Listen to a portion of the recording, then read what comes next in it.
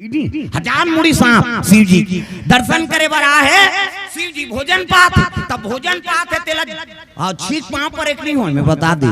पूजा करा थे बोला छीक पांव मत पर कौन जनी के कैसे है कैसे ओकर भजन पूजन खंडित हो जाए कौन हो भोजन करा थे वो छीक पांव पर एक नहीं हो वो भोजन लगा ले तहन उबे और तहन पांव पर ले हर समय छीक पांव पर एक नहीं हो कोई प्रेम से बोल दुर्गा मैया की जय। तब तो भगवान के मंदिर में से गिरिल लगे रहते पांव पर नहीं तू कल पांव पर जाओ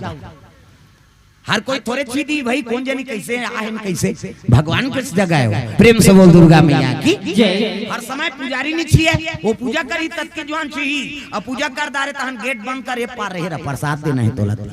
किसे हर समय पुजारी का अधिकार नहीं है भगवान के चरण छिए की ओकर समय प्रेम से बोल गुरुदेव भगवान की जय। कौन जानी हमार शरीर शुद्धि कैसे आसन में कैसे आओ भाई पवित्र थोड़े छू देबे गुरुदेव भगवान की जय। अब एक बात और बताता हूं ये रामचरितमानस जीवन में उतारे के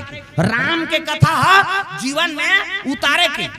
जैसे राम करी तैसे करबे नहीं बेड़ा पार हो जाए। अब कृष्ण कथा वो सुन के आनंद लेके दादा